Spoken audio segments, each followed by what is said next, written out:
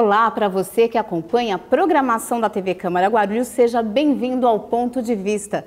No programa de hoje nós vamos conversar sobre literatura, formação de público leitor e poesia, com o escritor e poeta guarulhense César Magalhães Borges. Você está curioso? Não saia daí porque o Ponto de Vista começa daqui a pouco.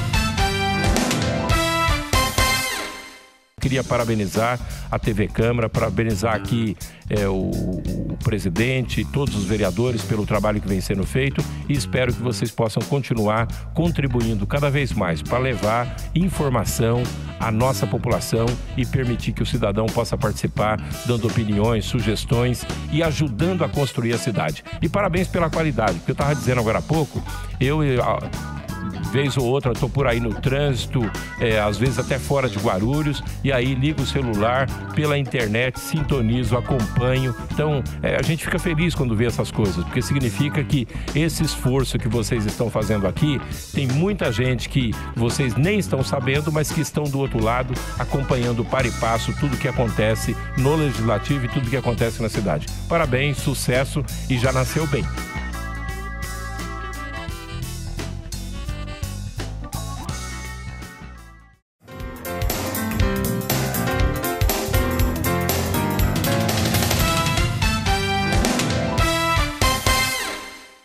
Seja muito bem-vindo ao Ponto de Vista, César Magalhães Borges. Agradeço pelo convite, bom estar aqui com você. Bom, César, o ano passado, 2013, você lançou Verso em Voz, é um CD-livro, em meio aos protestos de junho. Foi. Né? E tem um poema seu, Quixote, que trata sobre protestos. Como que você, enfim, avaliou isso? Você tem esse poema que é de 1980 e lançou o livro no meio de todas aquelas manifestações.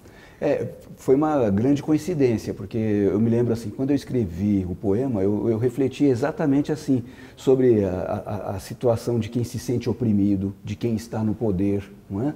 Então, o poema ele é feito na forma de diálogo, e até no CD ele está gravado assim, né? As vozes graves, as vozes bem impostadas, elas representam os fortes, né? E as vozes assim que ainda se procuram, tal, elas são vozes assim que procuram ainda se fortalecer, procuram ainda entender o outro lado. E foi uma coincidência. O interessante foi o quê? Que várias pessoas que começaram a escutar o poema depois se identificavam, poxa, mas isso é o que está acontecendo na rua, né? Mas, na verdade, ele não foi escrito para aquela situação. Mas me parece que é assim, né? Nós vivemos certos ciclos, né, de história, a história não se repete exatamente, né? Ela vai meio que em espiral, mas a gente passa por momentos muito parecidos. E o Quixote coincidiu de ser parecido com aquele momento, né? Nos anos 80, além do Quixote, né, aquele garoto que estrelou um filme de mesmo nome, tinha também uma série de manifestações, né, pela Direta Já, pela a democracia. Então isso também tem um pouco a ver, foi esse momento em que você se inspirou? Sim, tinha a ver com as manifestações nas ruas na época, pedindo as diretas já. Né? Pouco tempo depois daquilo também teve o impeachment do Collor, né? Porque nós lutamos tanto para termos um presidente eleito pelo povo. Né? A primeira vez que tivemos, já foi necessária uma manifestação de rua para depô-lo também. Então, assim, a nossa democracia é muito acidentada, essa é a verdade. Falando de poesia, esse é um CD-livro. Isso. Por que você escolheu esse formato para fazer o lançamento do Verso em Voz? Na minha concepção, a poesia, ela antecede ao ato de escrever. Então, para você ter uma ideia, a poesia é tão antiga, tão antiga, tão antiga no mundo, né, que a poesia era anterior à existência do papel. Aí a gente tem de imaginar isso, né, que nós tivemos civilizações inteiras que se formaram, pensar na Grécia Antiga, que tinha matemáticos, que tinha filósofos, que tinha astrônomos, astrólogos, dramaturgos, né, filosofia, toda aquela coisa, e não havia papel, nem papel higiênico. Dá para imaginar por quanta coisa dura passou a humanidade antes da invenção do papel higiênico? Pois é. Então, assim, E aí, é claro, quem eram os poetas dessa época, né? Como é que as pessoas divulgavam a poesia, né? A poesia era uma arte popular, era uma arte de praça pública. Homero é dessa época e Homero era cego. Então, muito provavelmente, Homero não escreveu, mas ele era o quê? Um cantor dos seus versos. E aí eu comecei a pensar muito nisso, né? Que os aedos lá da antiga Grécia, ou os bardos, né? da região do norte da Europa, ou os trovadores da França, de Portugal, todo esse pessoal não escrevia poesia necessariamente, mas eles entoavam esses versos. Eu falei, olha, é momento da gente resgatar essa tradição oral da poesia. Então eu quis escrever os poemas, claro, né, para as pessoas poderem ler, mas deixar a possibilidade delas escutarem os poemas numa linguagem de século XXI. Né? Podendo dispor dos recursos de um estúdio, você tem a possibilidade de colocar as vozes em camadas, você tem a possibilidade de fazer dobras vocais, você tem a possibilidade de incluir instrumentos musicais, efeitos sonoros. Eu brinquei com tudo isso, né, para fazer o verso em voz. E para você, o que é poesia? Poesia é a arte da palavra. A gente poderia, assim, escrever tratados sobre poesia. Né? Você vai ter livros tentando definir o que é poesia e tudo mais. Mas, assim, a poesia, ela é, para mim, acima de tudo, a arte da palavra. É o uso da palavra, mas é um uso estético da palavra. Então, não basta só falar, importa muito como se fala.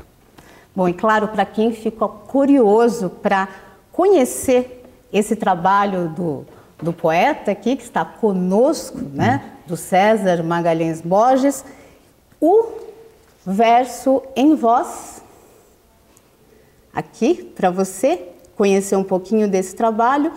E também no final tem o CD com todas as declamações, né? Isso.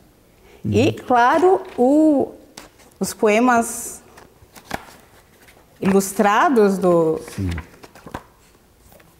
Vamos lá pegar aqui um poema infantil ilustrado. Então, na verdade, para você, poesia é som, imagem, cor, é tudo, né? Então a poesia, ela transita por todos os sentidos. E quanto mais a gente pode destacar isso na poesia, na publicação, é melhor.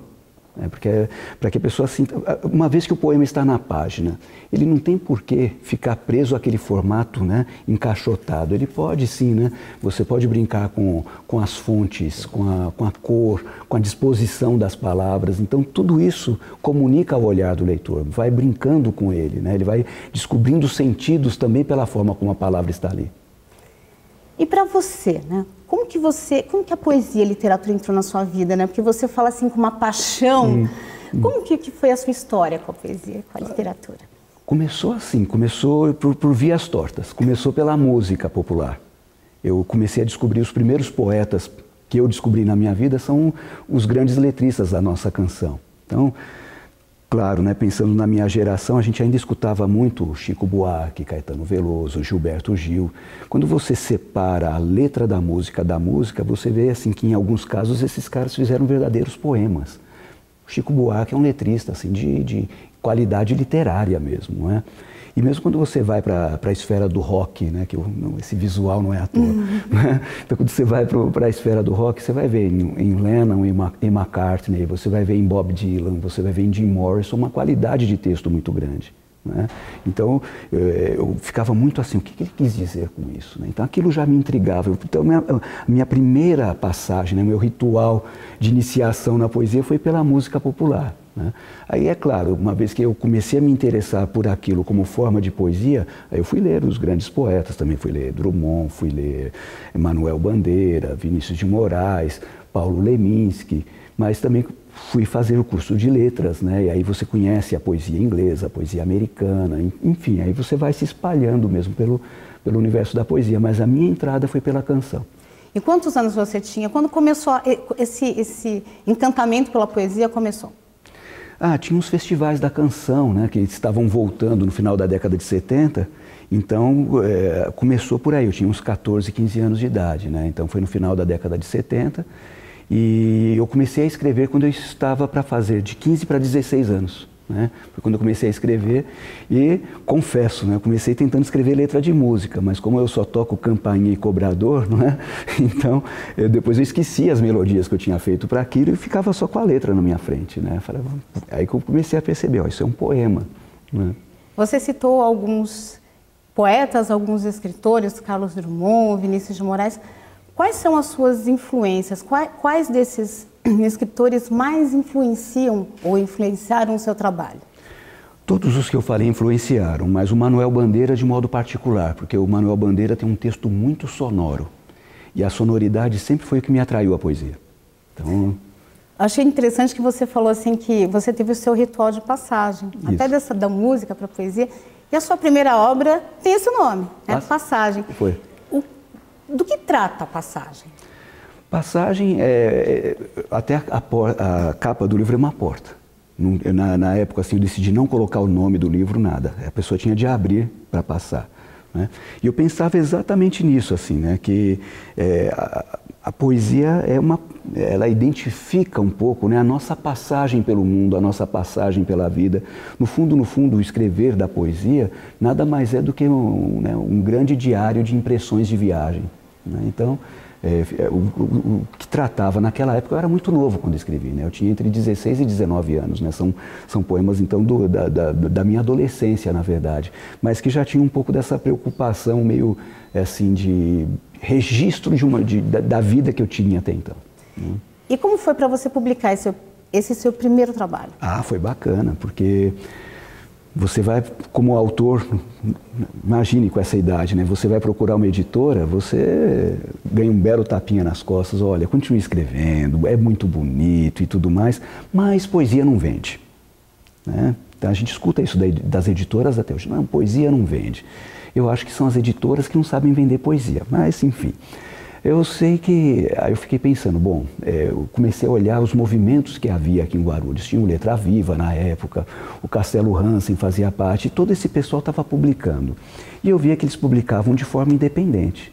Mas nem dinheiro para aquela forma independente que eles tinham de publicar eu tinha, né? Então, eu comecei a conversar com mais pessoas. Na época, eu descobri que um professor de inglês meu escrevia poesia também. E eu fui falar com ele, ele falou, pô, cara, estou fazendo aqui meu segundo livro, tal, não sei o quê. Ele começou a me dar todas as dicas e nós fomos procurar um gráfico, né? Gráfica de fundo de quintal mesmo, assim, né? Literalmente, o cara morava na frente e tinha gráfica nos fundos, né? E ele me emprestou uma máquina de escrever na época, que era uma máquina IBM, né? E por que a máquina IBM? Não estou nem fazendo comercial da IBM, né? Mas por que a máquina IBM? Porque ela tinha aquela fita de polietileno, que não era a fita de nylon da máquina de escrever comum. Então aquela fita de polietileno você usava uma vez só. E o tipo, né, ele se fixava na folha de papel, né? Então ficava como uma impressora hoje mesmo. Você imprime e ficava com aquela qualidade, né? Aí ele me emprestou a máquina de escrever dele e era uma maravilha, porque você pensa assim, né? Hoje você vai e você escolhe a fonte no computador, né? Na época não, eram umas esferas que você tinha com as letras diferentes. Então você queria fazer itálico, você tinha que abrir a máquina, né? Tirar a esferinha, põe essa aqui, itálico, fecha, digita uma palavra itálico, tira tudo de novo. Então, o primeiro livro foi feito desse jeito, ele foi totalmente artesanal, feito em casa. Eu me lembro que era um feriado de 7 de setembro, assim, eu peguei, porque o cara ia precisar da máquina na segunda-feira, né? Então peguei aquele feriado prolongado e montei o livro em um final de semana, né? Então foi bem assim. Aí ele foi rodado, né, em offset, mas aquela offset bem assim, quase que era um mimeógrafo, sabe? Assim, era muito rudimentar. E eu até me lembro do seguinte, aí tem uma história guarulhense aqui, né? Ele não conhecia Guarulhos. E ele tinha de entregar os livros em Guarulhos para mim. Então eu marquei com ele aqui, na Praça Getúlio Vargas. Que até a Praça Getúlio Vargas ele sabia chegar. Aí veio um fusquinha trazer os meus primeiros livros. Que, aliás, eu lancei na Câmara Municipal Antiga, aqui na Getúlio Vargas. E como foi a venda? Você mesmo vendia? Deixou... Sim, aquele esquema Plínio Marcos de vender, né? Assim, de ir para a porta de teatro, ir para as universidades e ficar oferecendo. Era uma época diferente, era uma época mais bicho-grilo, assim, né? Então, as pessoas tinham mais interesse. E como que você sentia realmente a receptividade? As pessoas compravam, era fácil vender? Tinha todo um apelo assim, eu era muito novo, era o meu primeiro livro, então muita gente comprava até para conhecer, para incentivar. Eu me lembro que eu vendi 500 livros em um mês. que até hoje é uma soma muito grande, se você pensar. Hoje em dia é difícil vender 500 livros em um mês, né? Você vende um de autor conhecido, mas autores independentes, autores desconhecidos, vender 500 livros é muito penoso. Eu consegui vender em um mês. Né? Você era bom de venda também? Olha, eu sou péssimo de venda, para falar a verdade, né? Mas eu acho que tinha esses apelos que eu falei, assim, um autor novo, aquela solidariedade também, vamos incentivá-lo. Eu acho que foi um pouco por aí. E hoje, né, nesse mercado que a gente tem hoje, você acha que é mais difícil para alguém que está começando entrar no mercado editorial, mais difícil hoje do que era antigamente? Como que você avalia a situação de quem está ingressando, quem está começando a produzir, a publicar livros? Eu acho que melhorou, para falar a verdade, porque o mercado editorial ele cresceu bastante e as formas de publicação também cresceram. Então, você não é tão dependente hoje em dia do papel. Então, você tem os e-books, há um tipo de demanda, você tem muita da editoração eletrônica, então você não precisa fazer como nós fazíamos, fazer 1000 cópias e depois tentar vender aquilo. Você pode fazer uma tiragem menor, ver como é que acontece o livro, se precisar você imprimir mais. Então a coisa hoje melhorou nesse sentido. Sem contar que você tem as redes sociais, os meios assim, eletrônicos, né, de publicação. Então muita gente tem os seus blogs de poesia, tem assim, outras formas mesmo de fazer circular a informação poética, né? Então, na verdade, a informação hoje chega para muita gente muito rápido, Muito rápido. E a pessoa já se sente assim, autora e integrada ao universo de leitores, né, com muito maior facilidade, muito mais instantaneamente. Bom, a gente vai fazer um pequeno intervalo, mas daqui a pouquinho a gente volta com mais César Magalhães Borges. E você que está acompanhando o programa, não saia daí.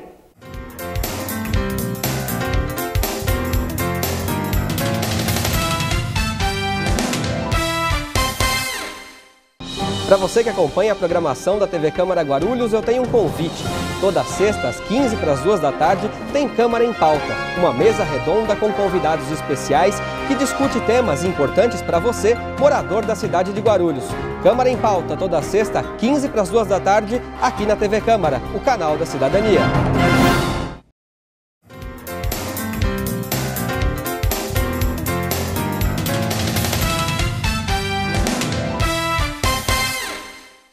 De volta com o Ponto de Vista, eu entrevisto o escritor e poeta César Magalhães Borges. César, você é graduado em letras, pós-graduado em educação, enfim, tem bastante experiência, né, em sala de aula, tanto do ensino universitário, né, sim, também faz visitas a escolas, né, de ensino regular. Me conta uma coisa. Qual que é a importância da literatura para a formação do cidadão? Ferreira Goulart, ele escreveu um livro chamado Argumentação contra a Morte da Arte. Dentre as várias coisas que ele escreve lá, tem uma frase dele que eu gosto muito, que ele diz assim: o fazer do artista é construir-se fora de si mesmo. Então eu imagino o quê? Né? Por analogia, que alimentar-se de arte, e no caso de literatura, é trabalhar numa construção interior.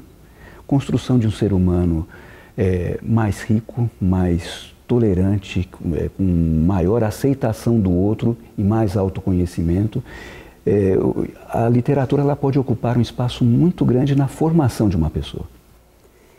E tem algum momento, por exemplo, uma idade certa para você apresentar livro para as crianças, para que elas tenham contato com o livro? O que você acha? Tem algum momento? No útero. No útero, assim, você já tem que contar a história para a criança quando ela está ali, se formando na barriguinha da mãe, sabe, assim? Você já tem de começar, porque é aquilo, né? A gente pode achar que a criança não compreende, ela pode até não ter essa compreensão, né, da cognição que a gente entende, assim, da forma de educação, mas ela vai pegando aos poucos as coisas, né? Pensa que tudo que você fala para uma criança, ela vai aprendendo como forma de idioma até. Então, com 1 ano de idade, com 2 anos de idade, a criança te entende perfeitamente. Ela pode não saber falar tudo o que você fala ainda, mas ela já entende o que você diz a ela. E assim você vai criando o quê, né? Você vai alimentando aos poucos. Então, para mim, assim, da mais tenra idade, você já pode começar. Começa com coisa mais sonora, com coisa que não seja longa, tal, e vai aos poucos, assim, né? Entrando nos enredos, nas histórias, nos poemas, e só vai fazer bem isso. No seu caso, você lembra do primeiro livro que você leu, pelo menos da primeira publicação que te marcou, assim, que você realmente pode recordar? Eu posso falar de uma coisa politicamente incorreta e de uma politicamente correta, tá? Fala das duas. Então, a politicamente incorreta é o seguinte, eu me lembro a primeira lembrança que eu tenho das histórias em quadrinhos. Eu adorava, assim, né, Batman, Superman, tal, e eu me lembro o quê? Que só a capa era colorida. E você abria, as histórias em quadrinhos, elas eram em preto e branco. Não é? E aí eu, né, não sabia ler, mas eu olhava as figuras e contava a história. Então, essa é uma das minhas primeiras lembranças. E depois, assim, de querer livros, eu me lembro que saíam livros do Monteiro Lobato em caixa de sabão em pó, sabe? Então vinha como brinde. E aí, é claro, né, eu ficava tão interessado nas histórias do Monteiro Lobato que eu influenciava na compra da marca do sabão em pó em casa, né? Falava, não, eu quero aquele por causa da história, né? Então, que já vinha com a... E aí não era Sítio do Pica-Pau, não eram essas histórias assim, mas eram outros contos infantis do Monteiro Lobato que havia princesas e príncipes e duelos de espada e tudo aquilo me fascinava.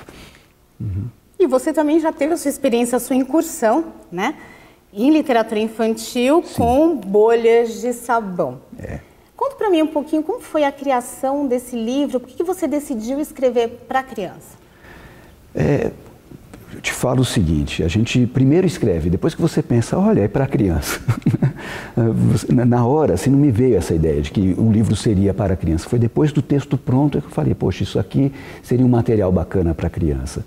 E eu me lembro que eu estava no Centro Velho de São Paulo e tinha um camelô vendendo uns passarinhos de plástico, né, que soltavam bolhas de sabão. E aí, assim, eu fiquei olhando aquilo, falei, caramba, né? Hoje a infância está muito fabricada já. Quando nós éramos crianças, não tinha nada pronto para a gente brincar disso, né? Nós tínhamos de ir até o terreno, os terrenos que não tinham ainda casas construídas, né? A gente chamava de terreno baldio, mas enfim. Né? E você tinha o quê? Né? Aquela mata nativa ali. E as mamonas, né? Que nos dias de guerra nós jogávamos as mamonas um no outro, né? E nos dias de paz nós pegávamos os talinhos, né, da mamoneira, são talos ocos, e nós usávamos aquilo como canudo para brincar de bolha de sabão. Até porque canudinho de plástico mesmo a gente só via em dia de festa. Não tínhamos acesso a isso, assim, né? Então, era o talinho oco da mamoneira que a gente usava para fazer bolhas de sabão. Eu comecei a lembrar de tudo aquilo. Eu falei, poxa, né? A gente disputava em tudo, né? Então, quem fazia a bolha maior, qual a bolha subia mais alto, quem conseguia fazer as bolhas germinadas. E aí, das bolhas germinadas, eu comecei a ter a história em mente. Falei, poxa, olha, né? Imagine duas bolhas que estão juntas e que num sopro do destino se separam. Né? E aí começou a vir toda a história, assim, né? De uma bolha procurando pela outra depois e tal. E aí surgiu a historinha do Bolha de Sabão. Mas você continuou a sua incursão dentro aí da literatura infantil com 3 acordes. Sim. Já dei uma olhada nos 3 acordes e eu percebi também que você usa muito a questão das brincadeiras de rua. Você estava me contando agora que as crianças fabricavam os seus brinquedos ou imaginavam as suas brincadeiras. Nos dias de hoje, né, como que você avalia, por exemplo, essa diferença que se tem, né, entre os brinquedos artesanais, que muitas vezes as próprias crianças faziam, e os brinquedos tecnológicos? Como que você avalia hoje o brincar na atualidade? Eu penso assim, o mundo da criança, no fundo, ele é igual. Ele é um mundo de fantasia, ele é um mundo de imaginação. O que muda mesmo é o quê? É o acesso tecnológico. É claro que se eu fosse criança e tivesse todas as maravilhas que tem hoje, que eu ia gostar de brincar com isso também, não tenha dúvida. Mas eu vejo o quê? Que você trabalha com elementos diferentes, né? Então hoje a criança, na medida em que ela está assim, ao computador e diante do vídeo e tudo mais, então ela está num universo muito visual. Né, e que talvez aquilo tenha assim, alguma influência no seu aspecto psicológico e tudo mais. E a gente não, né? A gente vivia num mundo mais em preto e branco, a gente vivia mais assim, a caça mesmo então o nosso trabalho manual era maior, acho que a nossa sintonia fina se desenvolvia mais, né? Talvez assim, em termos de inteligência, de criatividade, eu não vou dizer que a criança de antes era melhor que a de hoje, nem o contrário, né? Mas eu digo assim, a sensibilidade, a atividade psicomotora, tudo isso muda, né? Nós podíamos brincar na rua. A rua não era perigosa, né? A rua era o lugar da bolinha de gude, era o lugar do peão de sela, de jogar bola na rua. E hoje, infelizmente ou felizmente, sei lá, né? Assim, não se pode ter esse tipo de infância. Então as crianças têm a infância que é possível para elas. Em alguns casos eu percebo, né, que algumas experiências de professores que trazem esses brinquedos antigos para a sala de aula, enfim, as crianças, isso causa uma comoção, elas ficam gostam. Encantadas. Poxa, que coisa diferente, isso existe? Em várias escolas que trabalharam com bolhas de sabão, as professoras foram ensinar mesmo como é que brincava com bolhas de sabão, né? Fazer da forma antiga. E então foi a escolas assim que eles tinham até as folhas das mamonas e tal. Falou, olha aí que bacana, né? Porque eles procuraram resgatar aquela brincadeira mais pura, mais até rústica da nossa infância, né? E você, assim, como professor de letras, né? A gente tem visto a Bienal do livro de 2014, está aí recente, e uma coisa que se discute, né, é que o público infanto-juvenil está cada vez maior, eles lotam a Bienal, né? Inclusive tem alguns, acho que talvez depois do Harry Potter e de vários lançamentos juvenis, os adolescentes que se interessaram mais pela literatura. Como que você enxerga isso hoje, né? Você acha que esse movimento é importante para a formação do público leitor? Sim, eu inclusive assim, não me filio àqueles que ficam condenando determinados autores ou determinados best-sellers. Eu acho que isso é bobagem. O importante é o quê? Você formar um leitor. E o leitor, a partir do momento que ele se fia no ato de ler, ele começa a ler outras coisas também, né? Então, se por exemplo, né, você tem esses romances agora, né, ligados à cultura dos vampiros, né? Então é o Lua Nova e não sei o que, Eclipse e tal, nada de errado, porque o que acontece? Uma pessoa que começa lendo isso, ela depois pode querer saber o quê? Qual é a verdadeira origem dos vampiros? Ele vai ler o Drácula do Bram Stoker, né? Depois gosta desse culto, né? Das coisas ocultas, macabras, vai acabar lendo Edgar Allan Poe. Então a pessoa pode cair em grande literatura, mesmo começando por uma literatura dita mais comercial. Então, eu não sou contrário, não. Acho que a gente tem de respeitar esses fenômenos como também algo assim que pode formar leitores de uma literatura depois mais consistente, vamos chamar assim, né? Falando em formação de leitores, um dos seus livros, deixa eu mostrar aqui, né? Ciclo da Lua, em 2011, ele foi escolhido para integrar um projeto apoio à leitura da Secretaria Estadual, né, de Educação de São Paulo. Isso. Ele foi escolhido em 2011, foi escrito em 1999. Isso. Tá? Do que trata esse livro, né? Porque ele chamou a atenção, né? E foi distribuído para 500 mil alunos do terceiro ano do ensino médio. Conta para mim a história desse livro. O Ciclo da Lua, a ideia dele foi a seguinte: são 4 as fases da Lua, são 4 as estações do ano. Eu pensei em associar essas coisas, né? 4 estações da Lua, 4 fases da Lua, 4 estações do ano, 4 cores, 4 estados de espírito diferentes. Então eu comecei assim, eu falei, olha, eu quero fazer o livro como quem olha para o calendário e vai passando pelas fases da Lua, como quem passa pelas fases da vida mesmo, né? Então você começa novo, você começa verde, você começa a primavera, você é lua nova. Então coloquei 7 poemas nessa primeira fase do livro para coincidir com o tempo, né, de duração de uma fase da Lua. Aí passei para a Lua crescente. Então a Lua crescente é o quê, né? É a Lua crescendo, é o verão das nossas vidas, né? É a nossa juventude e tal, é vermelho, né? Ele é amor, ele é paixão, ele é tudo que envolve esse crescimento. Aí depois é a Lua cheia, né? Então a Lua está cheia de tudo. A lua cheia, ela é a lua dos namorados, é a lua da fertilidade, ela é a lua do romance, né, da fecundação, mas ela também é a lua do vampiro, do lobisomem, né, do Halloween, né? Enfim, está tudo na mesma lua. Então eu quis fazer dessa lua o quê? Né? Aquele momento mesmo das contradições. Então é uma lua cheia, é uma lua violeta. Aí você vai falar, mas por que violeta? Você pega vermelho, que é uma cor quente, e o azul, que é uma cor fria, dá violeta. É o nosso outono da vida, né?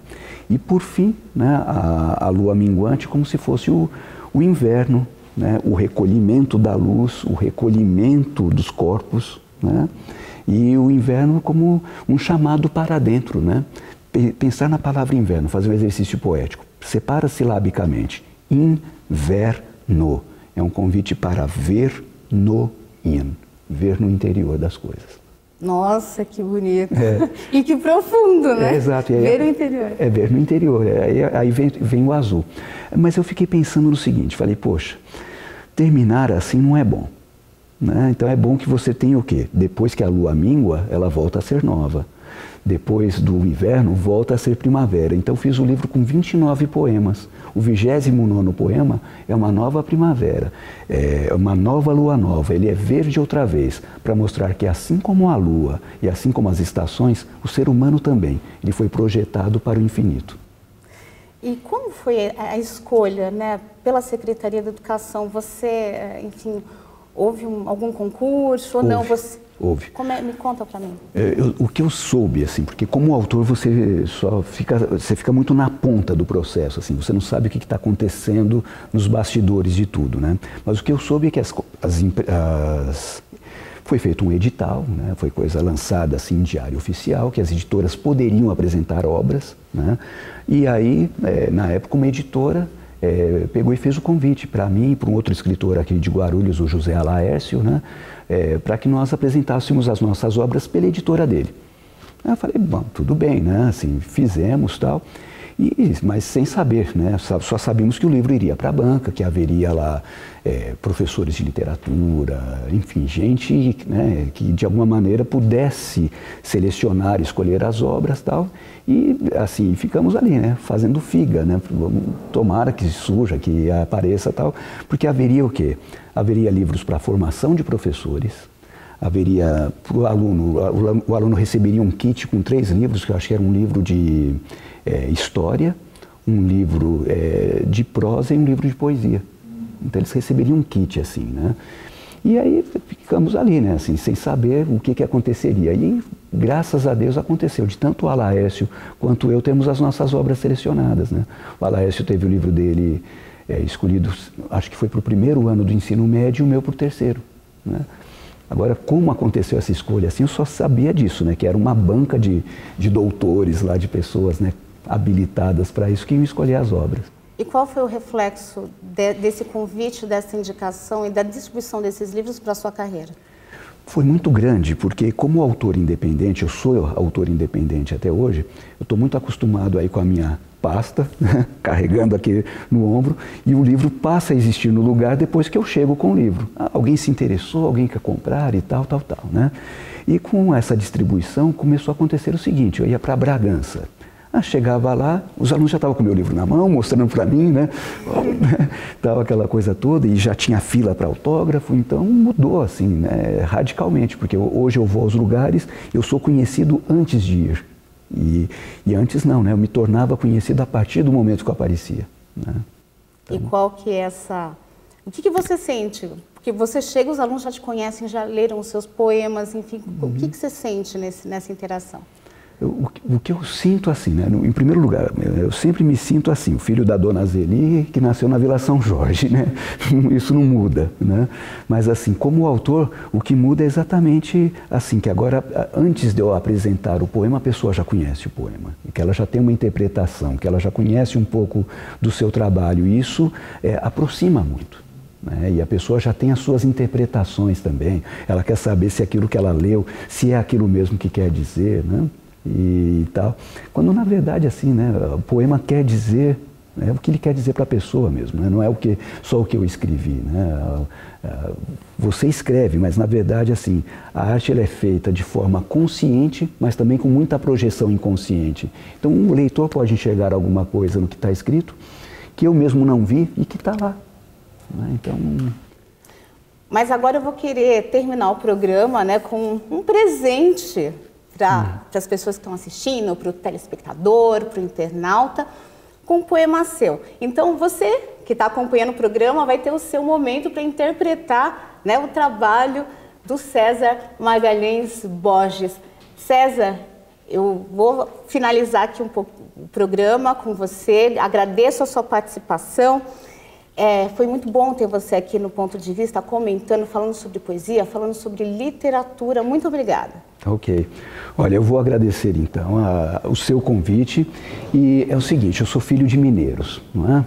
E você não entra na casa de um mineiro e sai de lá sem tomar pelo menos um cafezinho, não é? Então, assim, como eu me senti muito bem acolhido aqui como visita, eu gostaria de falar um poema chamado Visita, que está num livro meu chamado Folhas Soltas, Poesia Incidental. E o poema é assim. Um laço estreito começa em brasa, na cozinha de casa, à beira do fogão. Uma boa conversa se passa à espera do café, do bolo que assa, arte da boca e das mãos. Um pouco de afeto, uma colher de açúcar, uma pitada de sal, até que tudo esteja no ponto de um ao outro servir. Sorve-se o café, se saboreia a palavra, dê um pulo lá em casa, chegue um pouco mais perto para um aperto de mãos. A simplicidade é a mesa mais farta de sabedoria, de iguarias, irmãs. Antes de ir, experimente mais um bocado, leve um pouco de nós para casa, que uma boa conversa se finda com gosto de quero mais. É isso.